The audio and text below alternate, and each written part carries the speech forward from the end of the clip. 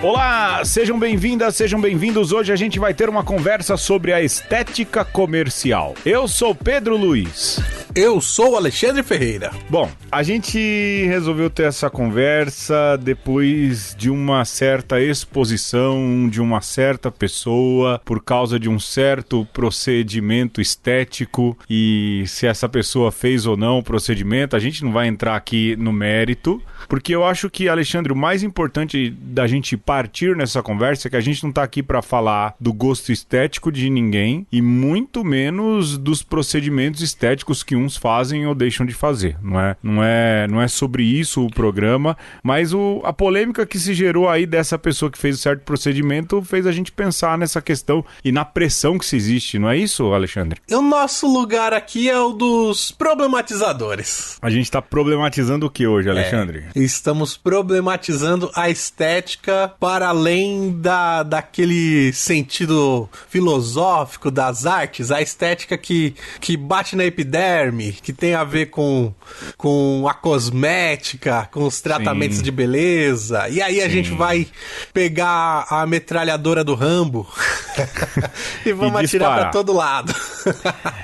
Assim, eu tenho certeza que vocês vão entender aí, sobretudo, Alexandre, quando a gente chegar neste ponto aí da estética, pessoal, essas coisas, a gente vai fazer você entender também algumas questões de posições, na verdade, né? A gente, como eu disse, não tá aqui pra fazer crítica ao gosto de ninguém, muito pelo contrário e tudo, mas pra gente prestar um pouco atenção aí também numa certa indústria que existe, né? Vamos pro jogo, Alexandre? Vamos para o jogo. Vamos pro jogo, então. O jogo é meu. E pra entrar na onda, porque todo mundo tá falando, até o Reinaldo Azevedo tá falando, vamos fazer um jogo sobre Big Brother, Alexandre. Todo mundo tá comprando os mais vendidos. Todo mundo está comprando os mais vendidos. E qual é o jogo? Quem seria você nas festas do reality? E aí, né? Quem não se imaginou participando de uma das festas do Big Brother Brasil? Faça o teste e descubra como você reagiria se fizesse parte das comemorações da casa mais vigiada do país. Vamos lá, Alexandre? Vamos lá, seja o que Deus quiser. Seja o que Deus quiser. O que o Big Brother, o que Boninho quiser. O Big Deus. Big Deus. Pergunta 1, Alexandre, qual a sua primeira atitude ao chegar em uma festa? Sai procurando um lugar pra sentar, corre pra pista e rebola até o chão, cai na comilança, vai à caça de um crush, eu já tenho minha crush, ou dá uma sondada pra ver quem está no evento? Eu dou uma sondada, eu gosto de saber quem me cerca. Olha, Pedro, nos tempos que eu ia pra balada, eu saía procurando um lugar pra sentar. Olha aí, então mudou, é aquela Alexandre? Coisa, você demarca o lugar, aí você vai pra pista. Ah, entendi. Eu nunca fui pra pista, né? Então...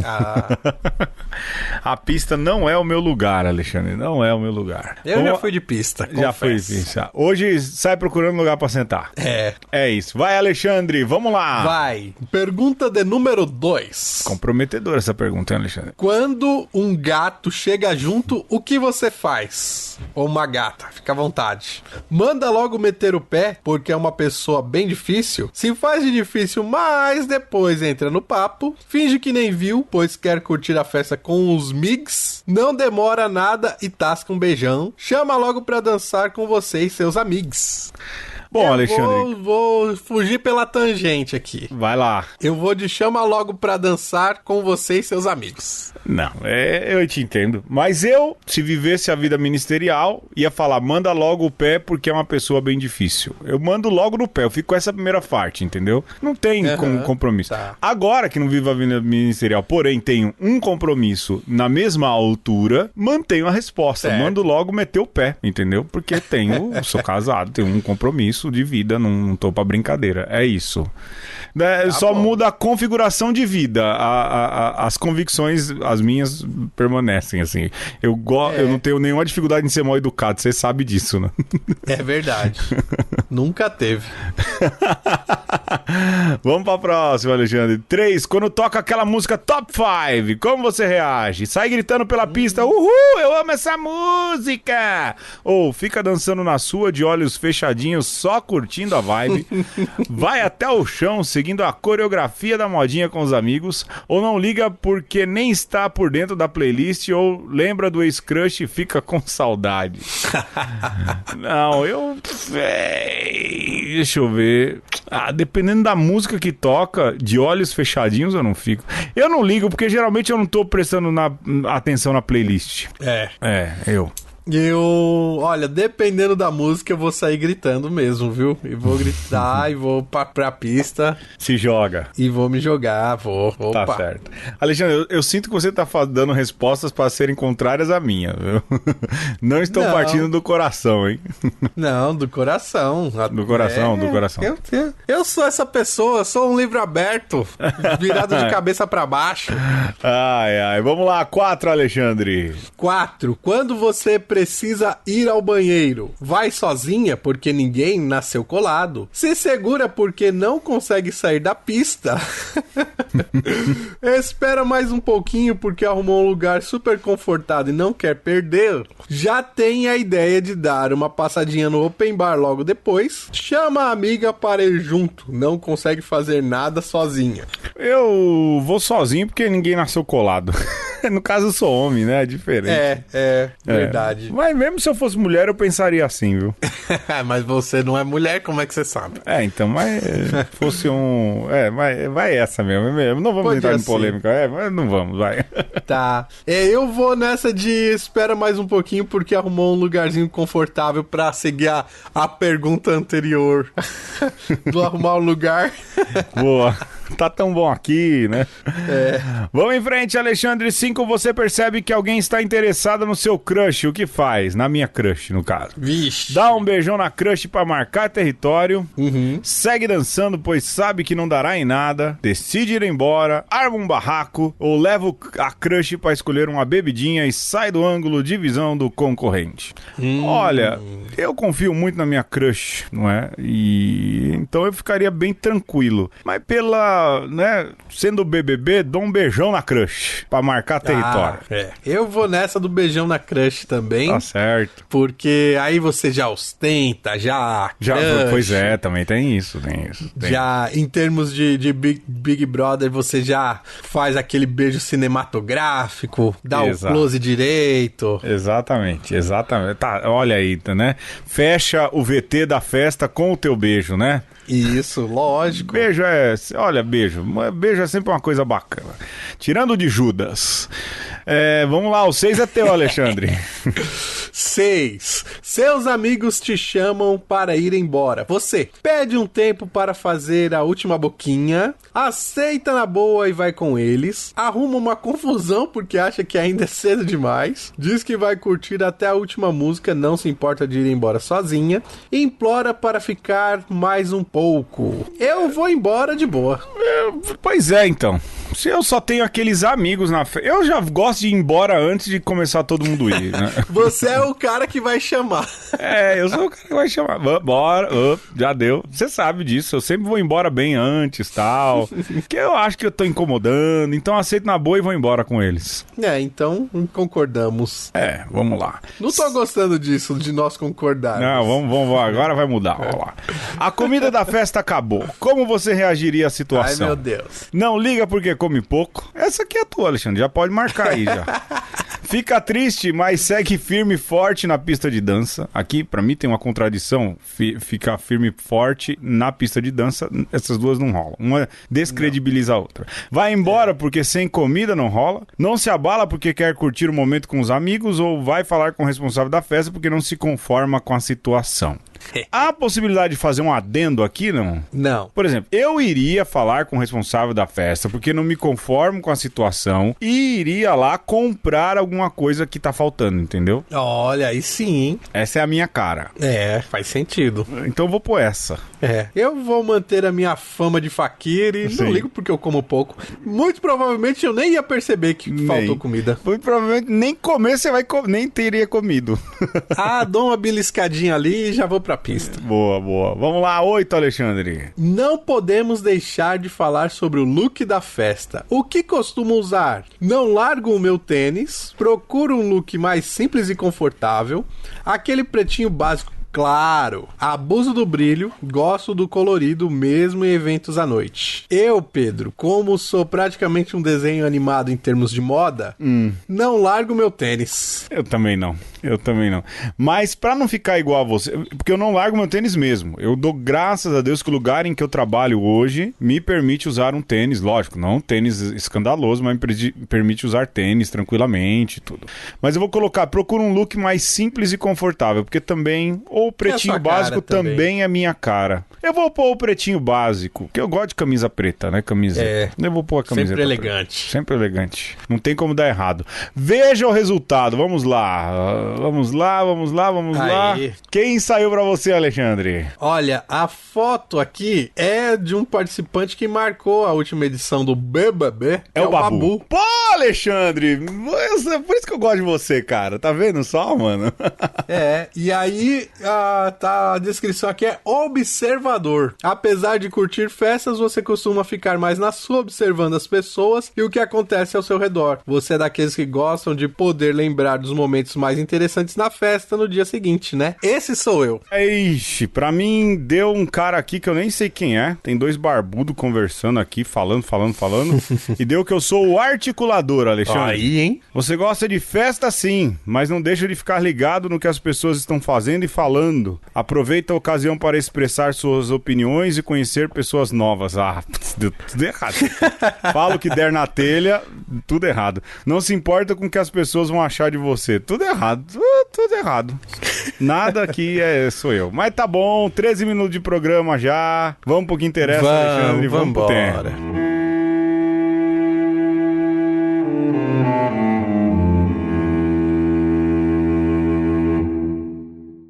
Por eupele designa uma representação de que serve o eu da criança durante fases precoces e seu desenvolvimento para se representar a si mesma como eu, que contém os conteúdos psíquicos a partir de sua experiência da superfície do corpo.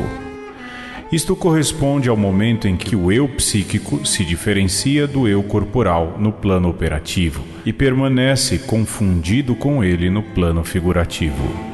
Toda atividade psíquica se estabelece sobre uma função biológica. O eu-pele encontra seu apoio sobre as diversas funções da pele, esperando proceder adiante a seu estado sistemático. Assinalo aqui, brevemente, 3 funções. A pele, primeira função, é a bolsa que contém e retém em seu interior o bom e o pleno, aí armazenados com o aleitamento, os cuidados, o banho de palavras. A pele, segunda função, é a interface que marca o limite com o de fora e o mantém no exterior. É a barreira que protege da penetração pela cobiça e pelas agressões vindas dos outros seres ou objetos. A pele, enfim, terceira função, ao mesmo tempo em que a boca, e pelo menos tanto quanto ela, é um lugar e um meio primário de comunicação com os outros, de estabelecimento de relações significantes, é, além disso, uma superfície de inscrição de traços deixados por tais relações. Bom, você acabou de ouvir aí um trecho de Didier Anzier, o eu-pele. Olha, Alexandre, de fato, o eu-pele, o eu externo, ele é algo muito da nossa época, não é? É muito daquilo que a gente chama de estética do comercial. Você sabe que esses tempos eu estava pensando, estava produzindo aqui um material de grupo de pesquisa e tudo, e lendo lá o Michael Sandel, que fala de que nós vivemos uma sociedade de mercado. Isso mesmo. Nós não vivemos uma economia de mercado, mas uma sociedade de mercado. E o que o Sandel diz, e é interessante, é que na sociedade de mercado tudo está à venda. Tudo Certeza. está. Tudo está à venda, não é? A gente vive, de fato, a sociedade de consumo, a sociedade de mercado. E quer queira ou quer não, o fato de tudo estar à venda faz com que nós, de um jeito ou de outro, estejamos à venda também. A compra e a venda é o tipo de relação privilegiado nessa sociedade. Privilegiada, por exemplo, esses dias falaram pra mim, Pedro, você tem que escrever no LinkedIn, volta pro LinkedIn, né? Eu voltei lá, escrevi alguma coisinha e tudo. Bombou. Tal. Mas não bombou, porque eu não tenho nem muito amigo no LinkedIn, não é assim? Quem tá no meu LinkedIn é porque me conhece de verdade. Mas eu fico pensando, assim, parece uma rede de se vender, né? Com certeza. Na sociedade de consumo, na sociedade de mercado, é a sociedade em que todo mundo se vende e há um lugar em que você pode se expor. É a rede social da fanfic. Pois é, dos fanfiqueiros, né? A sociedade da imagem, essa sociedade imagética, no que ela se liga, Alexandre? O que você acha que ela se liga a essa sociedade de consumo? Eu já tenho muito na minha cabeça, né? Mas no que ela é parecida, assim? Cara, eu gosto dessa ideia, assim, do Didier, que, pra mim, eu nunca tinha parado pra pensar por esse lado, né? Mas é quase essa analogia de que a pele é a sacola plástica do mercado, sabe? Que aí, de acordo com a sacola, você sabe da onde vem o produto, a grife, o que tem dentro, né? E às vezes você compra algum produto que você tem até dó de jogar a sacola fora, Pedro. Sim. Você guarda ali porque você sabe que se você precisar ir de algum lugar, você já vai com aquela sacolinha mais descolada. Se alguém vem na tua casa, você quer dar o que sobrou da sobremesa, por exemplo, leva nessa sacola, que aí você saca aquela sacola pra parecer que é chique, entendeu? Claro, claro, né? E nessa sociedade de consumo, o lugar privilegiado que dá significado às coisas é a vitrine. Sim. Né? Se você pensar nas sociedades primitivas, quem dava o sentido às coisas, quem dizia o que era real e o que não é real, o que é natural, o que é sobrenatural, o que é sagrado, o que era profano, era o templo. Sim. Mas hoje, quem diz o que é real, o que presta, o que não presta, o que vai fazer a diferença na sua vida, o que não vai, é a vitrine, né?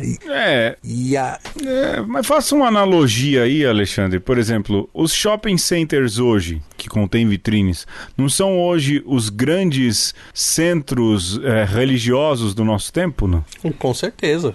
Porque assim, nós estamos aí ainda na pandemia de Covid-19, mas eu lembro do assanhamento das pessoas quando os shoppings reabriram, de muita gente que foi só para ver vitrine, quase um culto, não é? Quase um momento ali de louvor, não é? Você acha que, na verdade, só deslocou o nome, mas o fenômeno agregador continuou mesmo, não? Eu acho que são fenômenos parecidos, mas tem muita coisa na mecânica aí de como funciona esse templo e essas relações e essas construções de significados que são diferentes. Tanto que o shopping por muito tempo foi esse lugar privilegiado, hoje em dia nem é tanto. Por quê? O que é que te tira do lugar comum? Quem te tira da realidade te transporta para o mundo sobrenatural? É a internet, é a tela, sim. Né? Então, assim, onde a vitrine hoje é a propaganda do YouTube, por exemplo, né? É o pop-up do site, dessas coisas, né? Exatamente, né? Você tá lá fazendo uma pesquisa qualquer e salta aquela coisa que você nem verbalizou, só pensou. Olha só que mágico, que bruxaria. E no fim, as coisas que aparecem pra você, que te comovem de alguma maneira, o fazem porque nessa sociedade de consumo, aquilo que você consome define quem você é. Sim. E aí entra uma outra questão que se correlaciona também com aquela questão do LinkedIn, né, Alexandre? Que é aquilo que você pode ter e vai dizer muito da imagem que você quer se vender, não é? Repara no movimento que existe, por exemplo, dos influencers, quando colocam lá os recebidos, não é isso?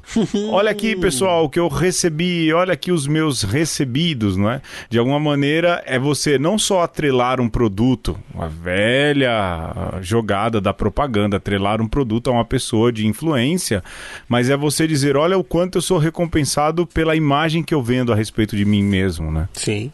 E aí, olha só, esse, Pedro, não é o nosso primeiro programa sobre estética. Não. Nós já falamos algumas vezes com o Sérgio, que é artista plástico, com o Foca, que é designer, mas é a primeira vez que nós estamos falando aqui de estética nesse nível epitelial.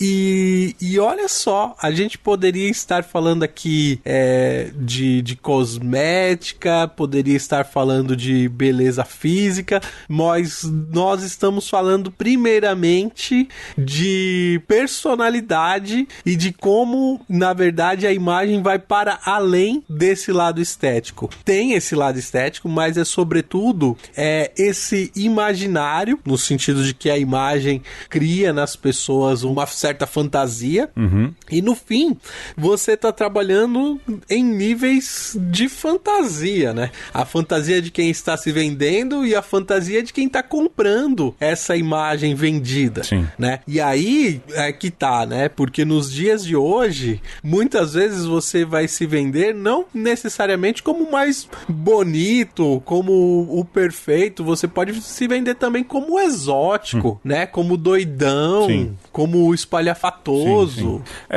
E assim, tem um problema aí que é o modo com o qual você se vende, aquilo que é um básico também de teoria do conhecimento, não é, Alexandre? Que é o objeto e como você observa o objeto e que conhecimento você empreende daquele objeto, né?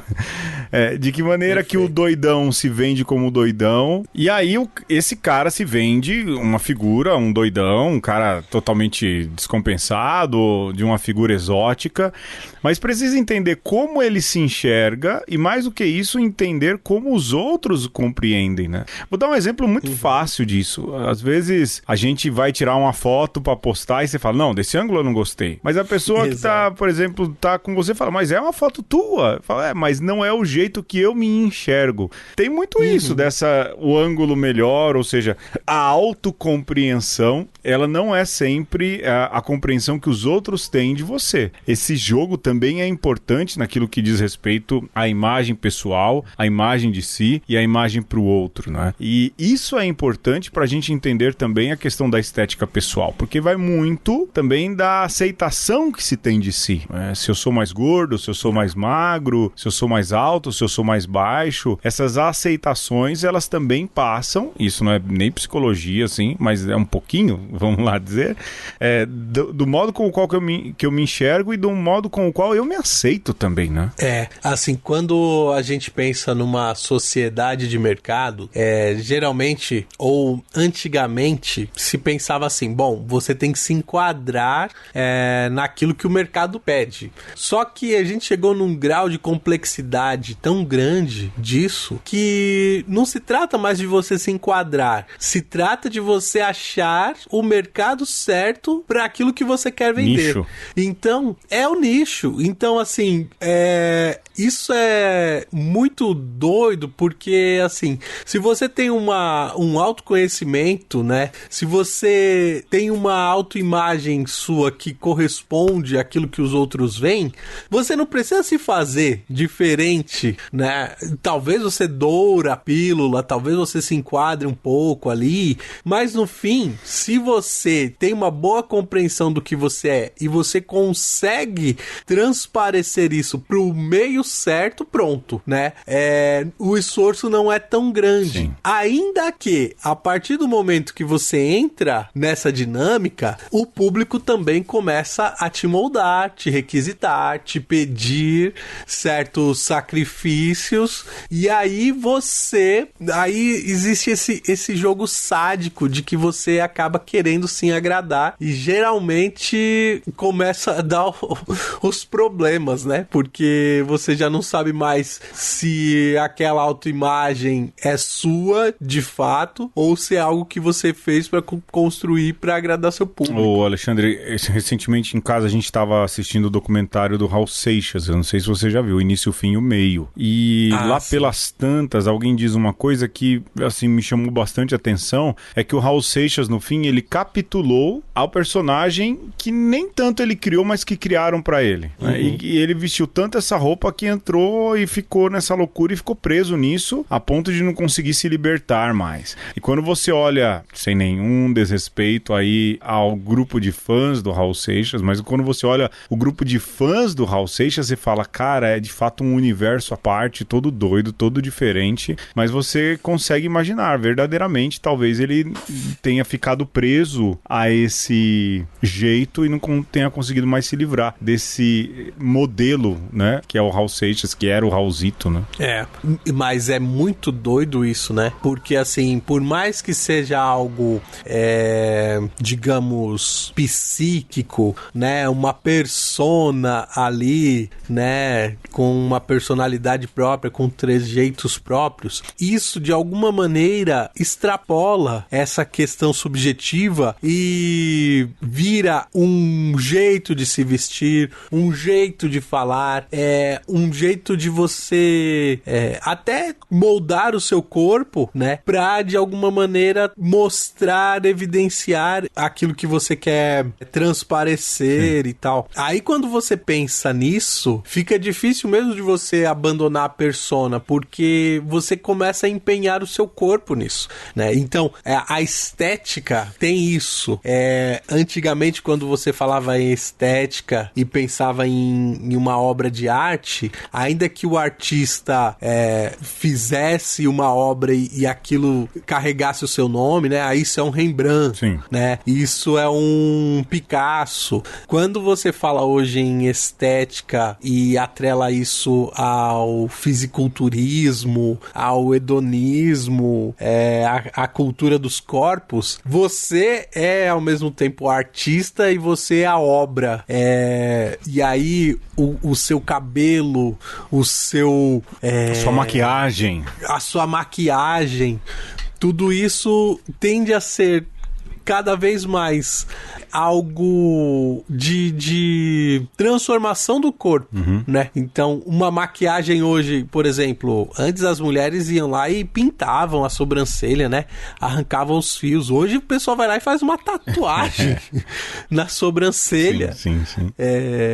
Então, assim, essa coisa da permanência e da transformação dos corpos para você transparecer aquilo que você é, ou aquilo que você quer ser. Sim, porque aí entra aquilo, você ficar preso a um personagem, a um modelo e não conseguir sair, e quando sai é um parto. Eu vi já muitos desses influencers aí tentando se livrar, né, youtubers tentando se livrar da persona que criaram, e ora tem que abandonar tudo mesmo, porque não consegue sustentar, e mais do que isso, precisa ter alguma sanidade mental para ter alguma coerência de vida, ou isso te muda tanto também que você perde totalmente sua personalidade, você vira um lugar de exposição, né? Tudo está à venda, é a sociedade de mercado, né? Tudo está à venda, a sobrancelha está à venda. Parece macacão de corredor de Fórmula 1. Qualquer lugar cabe um patrocínio. Qualquer lugar do corpo é passível de ser vendido aquele como espaço publicitário, né? Só que o macacão da Fórmula 1, o piloto vai e tira, né? O macacão e pronto, vai viver sua vida. Aí você falava aí do Raulzito, eu lembrava, por exemplo, que a Kéfera sofreu quando foi fazer uma transição capilar. É dela mesmo que eu não queria citar a Kéfera para não parecer muito... Cara, o Pedro é tão fútil assim, mas obrigado por entrar primeiro, né? Porque eu vi aí o fenômeno, né? Não, tranquilo, não tô nem chamando você de fútil porque eu conheço o fenômeno. Eu falei, vou falar, não vou, mas eu vi aí todo o sofrimento dessa moça, né? Em querer assumir aí um papel totalmente diferente daquilo que ela criou pra ela, né? E eu vou dar outro exemplo, porque aí talvez eu aparente mais fútil ainda. É o caso da Ariana Grande com o seu cabelo. Eu já não conheço. A Ariana Grande fazia um personagem de uma série que tinha o cabelo rosa, que, imagina, detonou o cabelo dela e depois ela assumiu um rabo de cavalo e o rabo de cavalo praticamente tem personalidade própria, assim, virou uma marca registrada de até o Saturday Night Live. Isso, fez lá uma piada que o rabo de cavalo tomou vida própria. Mas assim, lógico, a gente citou 2 exemplos, a Ariana Grande eu conheço pouco, a Kéfera conheço um pouco, porque em algum momento eu lembro de ter acompanhado aí o fenômeno que ela era, porque houve uma época que essa menina era muito famosa, né? E vi recentemente ela aí toda com a sobrancelha diferente, o cabelo diferente, até comentei aqui em casa, então quer dizer, deve ter enfrentado aí um monte de paulada, né? Porque se assumiu e deixou de ser uma peça de propaganda, de autopropaganda. Porque é isso, você acaba vivendo o dilema de ser ou ser você, ou ser, no fim das contas, um outdoor, um macacão, né? Alexandre, vamos perder uma grana, a gente já volta? Bora!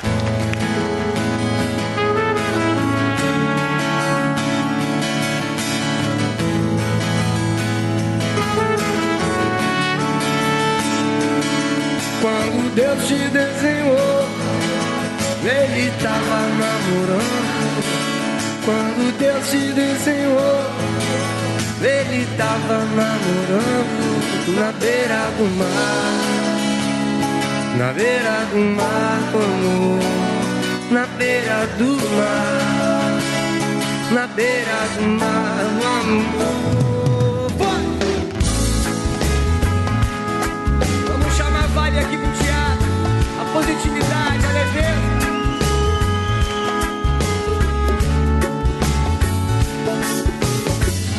Pra todos os idosos, pra todas as crianças, pra todos nós.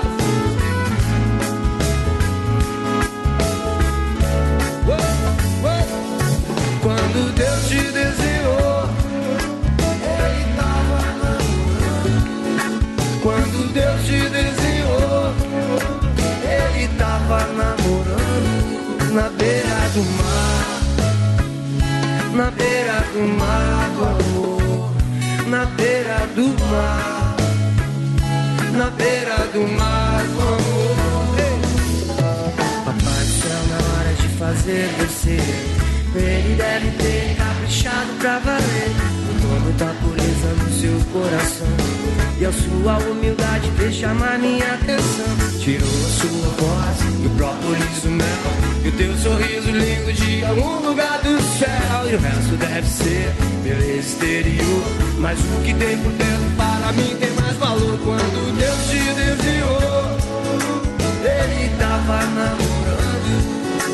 Quando Deus te desenhou, Ele tava namorando. Na beira do mar, na beira do mar, do amor. Na beira do mar, na beira do mar, do amor.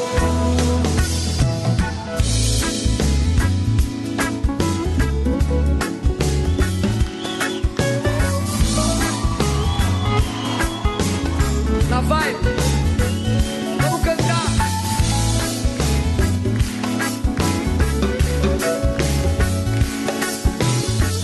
Vamos cantar Porto Alegre.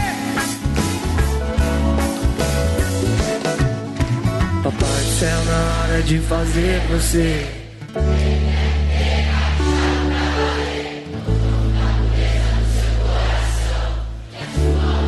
na mano. Olha mais bonita, o brilho desse olhar, diamante verdadeiro, sua palavra foi buscar. O resto deve ser beleza exterior, mas o que tem por dentro para mim tem mais valor. Quando Deus te desenhou, Ele tava namorando. Quando Deus te desenhou, Ele tava namorando. Na beira do mar, na beira do mar, do amor. Na beira do mar,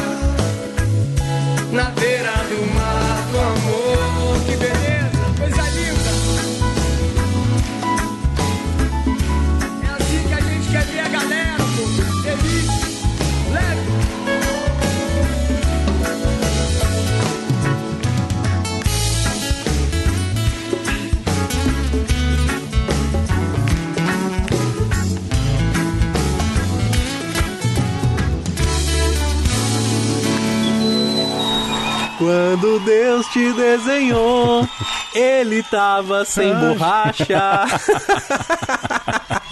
No meu caso é verdade. Era uma piada que a gente fazia nos tempos do colégio com essa música. O seminário, hein, Alexandre? Não sei não, hein? Acho que era, hein? Não sei, não lembro. Sem dúvida. Nós estamos falando hoje sobre a estética comercial e como esta preocupação com o exterior acaba moldando também a nossa personalidade, né? E aí eu lembrei dessa música do Armandinho exatamente por conta dessa piada, porque aí quando a gente pensa aí nos corpos que se dispõem a se transformar para agradar ou para se sentir bem, porque aí é o ponto-chave da coisa, a gente tem que considerar, nós como religiosos, que mas se Deus te fez assim, por que cargas d'água você não está satisfeito, né? Com a sua, digamos, natureza, do jeito que você foi feito.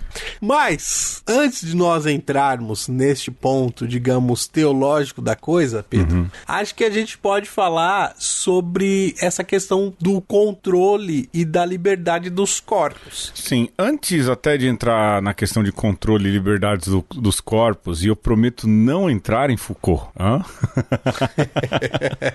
Eu prometo, né? Vamos entrar em Deleuze, né?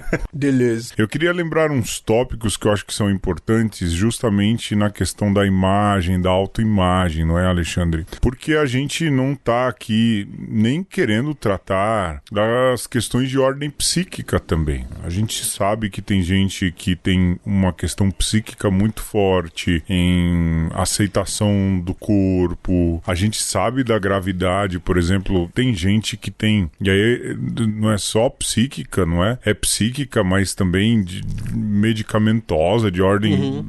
o Oliver Sacks fala muito isso, né? De neurociência, né? De gente que não...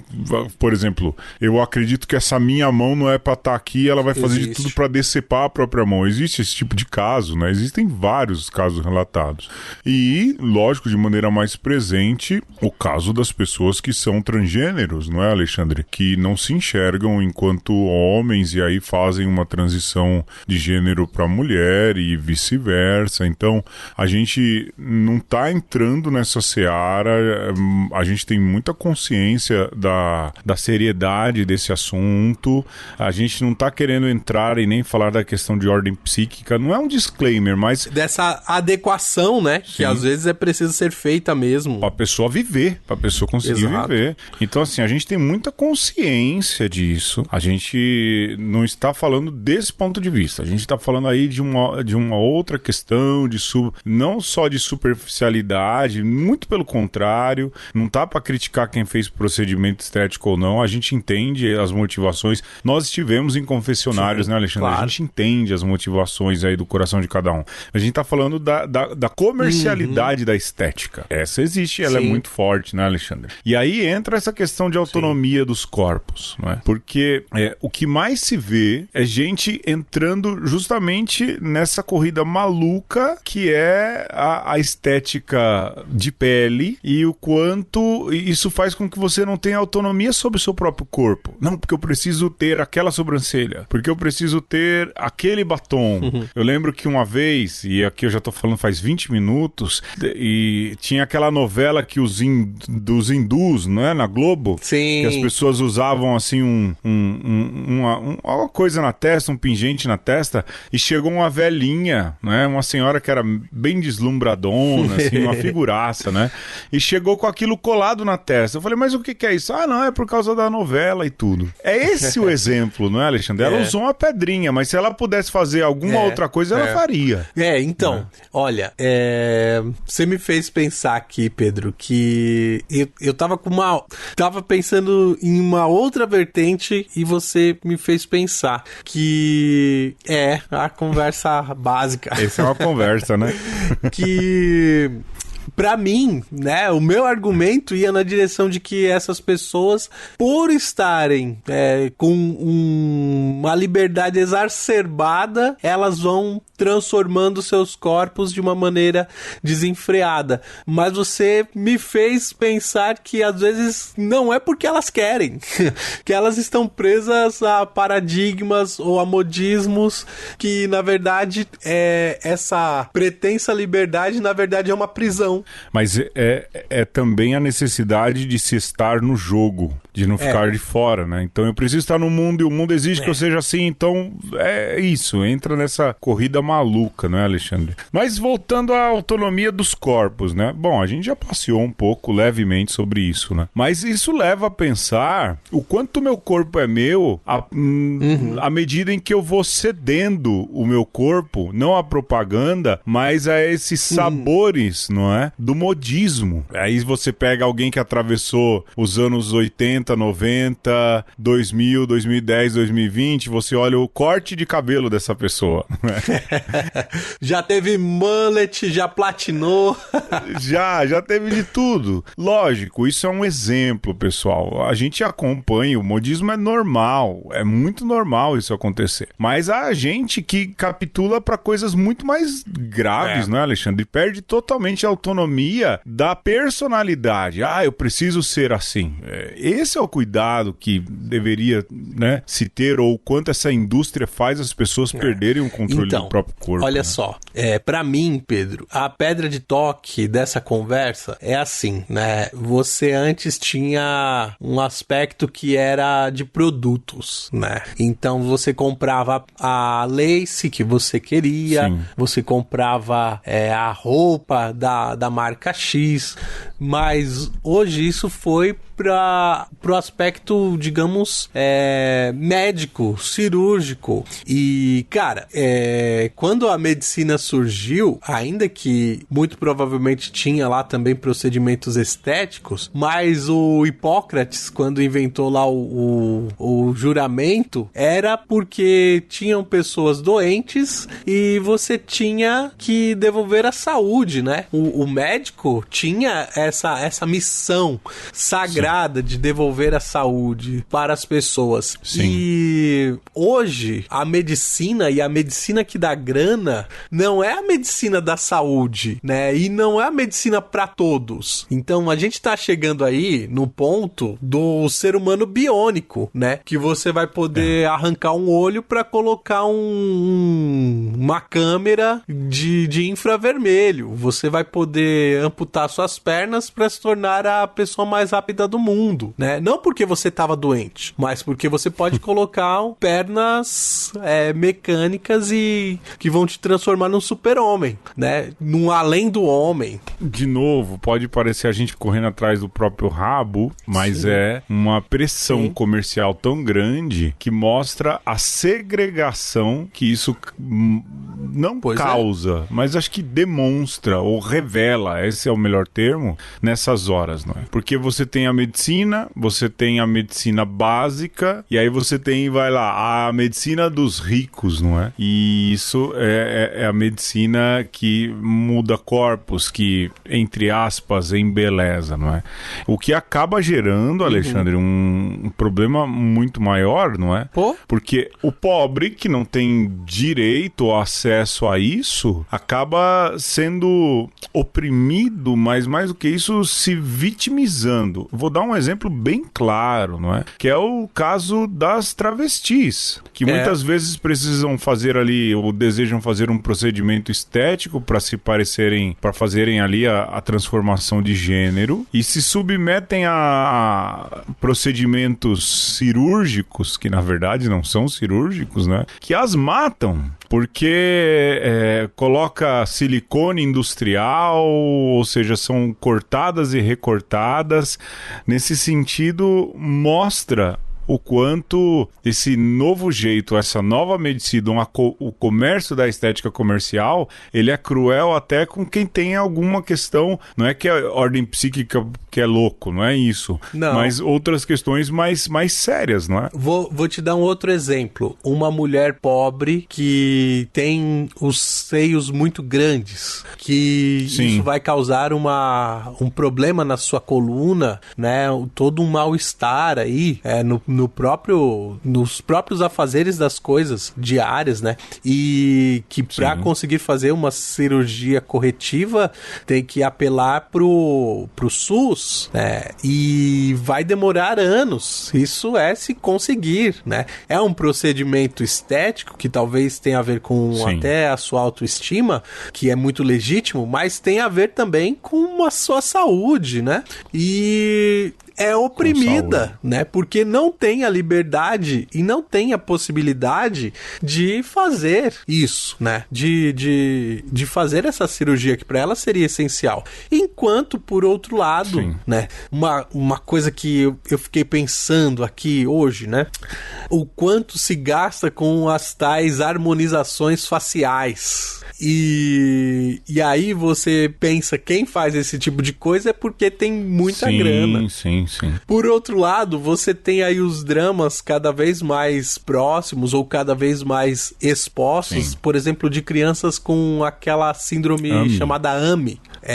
Não sei se você já viu esses casos. Que uma criança, para tomar um remédio que custa 12 milhões de dólares, de reais, enfim, que é uma questão de vida ou morte, né? E aí os pais, para levantar esse dinheiro, tem que fazer uma verdadeira corrida para uma vaquinha e tal. E para mim me veio muito forte assim essa correlação, porque a Remy mostrava uma pessoa que foi atrás de um vereador, um homem trans eleito em São Paulo esses dias, e foi tratado com todo o descaso, sabe?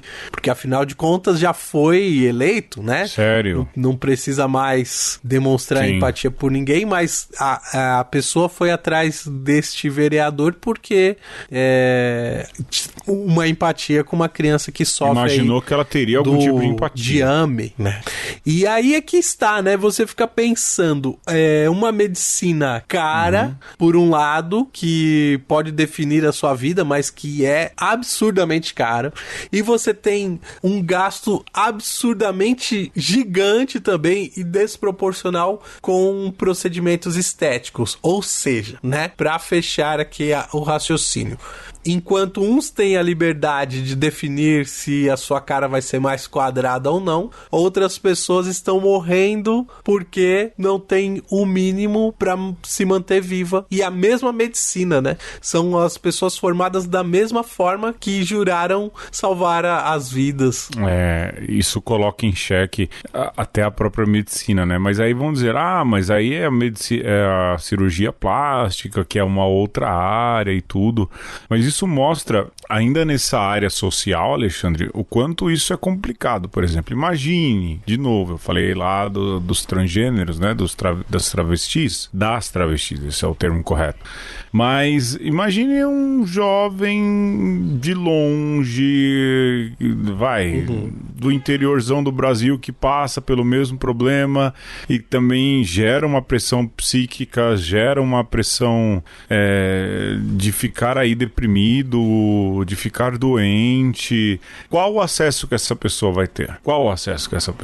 Não é? E aí você pode dizer assim, mas aí o Estado tem que cuidar do problema dessa ordem. Você acha mesmo que no Brasil alguém vai ter empatia de entender que há vítimas da estética comercial e de que essas vítimas da estética comercial colocam sua vida em risco e, tendo sua vida colocada em risco, precisam de alguma assistência do Estado? Você acha que no Brasil de 2021. Esses dias eu ouvi um negócio no Nerdcast que eu achei muito verdade, Alexandre. Se fosse no Brasil de 2006, provavelmente as pessoas iriam até ponderar. Mas no Brasil de 2021, não, vão achar absurdo. É triste, então, mas a gente andou pra trás, cara. O problema é que numa sociedade de consumo, quem governa é o mercado, não é o Estado. Sim. Né?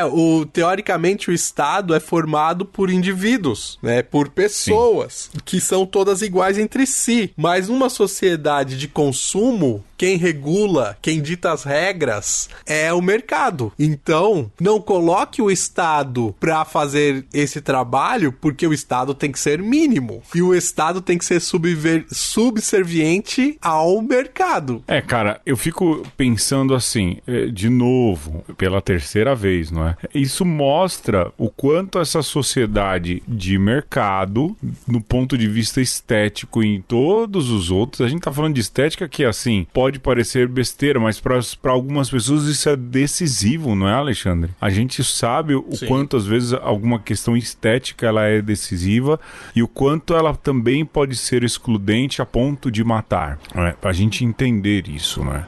E naquilo que a pobreza, até o Alexandre escreveu isso, né? Naquilo que a pobreza pode ser opressão, pro rico pode ser extrapolação. É o que a gente vê aí, não é? Esses dias eu tava vendo aqui em casa a apresentadora Pati Beijo, lembra lá dos Cavaleiros do Zodíaco? Lembro. Fez tanta cirurgia plástica que ela já nem é mais a mesma mulher que apresentava o Cavaleiro do Zodíaco, não é? Virou uma Barbie, ou seja, naquilo que o pobre pode ser opressão, porque a gente tá nesse meio, pro rico isso vira extrapolação, vira esbanjamento, não é? Mas, Alexandre, tem a questão teológica disso, não é? Que é aquilo que você disse, mas Deus me fez de um jeito, eu não vou aceitar, eu vou aceitar de novo, pessoal. Há muitos discursos a respeito disso, não é? Por exemplo, da homossexualidade, ser transgênero, dizer assim, bom, a pessoa precisa partir de um lugar, mesmo que ela não se reconheça naquele gênero, tô aqui chutando bem, né, bem alto, ela tem que partir de um fato de que ela é daquele jeito, mesmo que isso seja uma mola propulsão de mudança, mas ela tem que entender que ela é daquela maneira, não é? Ou seja, o melhor eu possível, você entende o que eu tô dizendo? Eu não tô aqui patrocinando mudanças corporais nem nada disso, mas a gente tem que entender que nós partimos de uma mudança ou de uma não mudança do conhecimento de quem a gente é e de quem a gente quer ser no final dessa mudança, seja estética ou não mudar esteticamente, né? Então, eu... Viajei, eu sei, desculpa aí, vai. Não, eu acho que quando nós pensamos assim, eu devo ser o melhor possível que eu posso ser, né? Você pode partir de uma premissa moral, né? Então vou me aperfeiçoar moralmente, ou você pode partir de uma premissa estética, né? Vou ser o melhor que eu posso ser, tenho grana, então vou fazer os aprimoramentos que eu posso fazer. E aí você tem dois caminhos aí para seguir, né? Um caminho que é exterior e um caminho que é interior. Não necessariamente você precisa fazer esses caminhos separados, né? Uma coisa não exclui a outra. O ponto que muitas vezes, se você está mexendo só no exterior, sem estar olhando para o interior, fatalmente você, uma hora, vai ter um choque. E isso você escuta muitas vezes também. As pessoas começam a fazer a mudança na lataria e tem uma hora que não se reconhece e fala, puxa, não era isso, né? Toma aquele baque porque pensou que as mudanças ia trazer a serenidade, a felicidade, e não resultou, porque não era isso que precisava ser mudado, né? E então o melhor eu possível, necessariamente, ele precisa partir de dentro, né? E aí sim, se for o caso, você faz alguma reparação, você corrige o que precisa ser corrigido. E eu fico bravo, Pedro, quando surge aí alguma polêmica e... mas fulano que é celebridade fez uma cirurgia e ficou esquisito. Aí, você não pode falar que ficou esquisito. E o argumento que se usa é assim, bom, mas a pessoa, ela pode fazer o que ela quiser. E na verdade, você fala isso não porque você concorda que ficou bonito nem nada, né? Ou que aquilo tá causando uma estranheza. Mas é porque parece que essa ideia de que cada um faz da sua vida o que quer é o suficiente pra você não tocar no assunto. Sendo que às vezes tem questões morais por trás, sim. Entra aí num dilema, né, Alexandre? A vida de cada um diz respeito a ela. Eu também concordo, não discordo e penso o mesmo. Mas ao mesmo tempo, alguém que é uma pessoa pública e que se expõe e tudo, ela não é que ela dá margem pra gente comentar, não é isso. Mas você pode olhar aquilo como uma fonte de conhecimento a respeito de alguma coisa, não é? O procedimento estético, a crítica, você pode entender de um jeito. Por exemplo, Big Brother, né? A gente falou aí do Big Brother no jogo, né? Será que a gente vai falar de Big Brother lá na frente? Não sei, talvez não, talvez sim, não é? Mas você pode olhar o Big Brother sobre muitos aspectos. Você pode olhar como um experimento, você pode olhar para dizer, não, eu vou ler um livro, não vou assistir o Big Brother. São muitos os approaches que você pode ter, mas aquilo é um evento de massa, um fenômeno de massa. E quer queira ou quer não, você precisa enxergar aquilo enquanto algo que atinge muita gente e é sim passível de discussão. A mesma coisa diz respeito ao procedimento estético, por exemplo, feito por um famoso ou não é? Ele é passível de se tornar algo a ser discutido, né? Sim, e assim, as posturas que você toma, ela vai gerar uma repercussão. É diferente uma pessoa gorda, por exemplo, que tenta de todas as formas se encaixar no padrão da beleza das pessoas magras, e uma pessoa e sofre com isso, né? E pode até ser aplaudida, e uma pessoa gorda que fala assim, não, eu vou me aceitar do jeito que eu quero, sabe? Moralmente, a pessoa que fala, eu vou me aceitar, ela eleva o nosso nível de moral enquanto sociedade, sabe? Quando questiona o padrão de beleza, faz todo mundo que tá se deixando levar pela onda de falar assim, opa, peraí, tá acontecendo uma coisa diferente aqui, né? E quando você olha pra essa diversidade, como não tenho que me enquadrar, mas tenho que me aceitar do jeito que eu sou, ou tenho que buscar as coisas, a minha melhoria, não por uma questão de enquadramento de onda, de mercado, que seja, mas nessa busca daquilo que você é como você mesmo, assim, sabe? Não tem como você separar o estético do ético e não tem como você separar também o individual do coletivo, porque as nossas decisões implicam também na vida dos outros, né? Nem que seja da imaturidade de você arrastar a fofoca. E por fim, Alexandre, eu acho que a gente pode pegar um fato bem interessante que está ali no Evangelho segundo João, no final do Evangelho, que é a questão das cicatrizes de Jesus quando ressuscita, né? Porque se você fosse olhar do ponto de vista da vitória, ora, Jesus é aquele que venceu a morte, hein? É aquele que venceu o mal definitivo, o mal maior, não há mal que pare Jesus, imparável, não é? Mas ele ressuscita com cicatrizes. Sim. E quer queira ou quer não, as cicatrizes são marcas daquilo que Jesus viveu. Pois é. Ou seja, é aquilo que o Alexandre colocou aqui na pauta, é a teologia da própria história, não é, Alexandre? Sim. Não só da história como lugar teológico, mas a nossa história como lugar de que Deus agiu, de que Deus pisou, não é? Essa também é uma realidade que precisa ser levada em conta, não é? As marcas, elas são marcas de vida e quando a gente ressuscitar, a gente vai ressuscitar com elas. Não no sentido físico, mas sim, da história que vivemos, e assim, eu acho que o mais interessante disso tudo é você pensar que quando Deus te cria, ou quando Deus infunde a sua alma ali nas células no ventre da sua mãe, mãe, você não tá determinado completamente, né? E Deus não te coloca ali, não gera sua individualidade e fala assim, agora vai lá, filhão, o que tiver que ser, vai ser, que eu vou tomar o meu refresco ali na como é que o Armandinho fala? Na Ilha do Amor. Não, Deus continua te criando até o último momento e quem sabe até depois do fim, Deus continua te criando, porque o movimento de criação de Deus é eterno.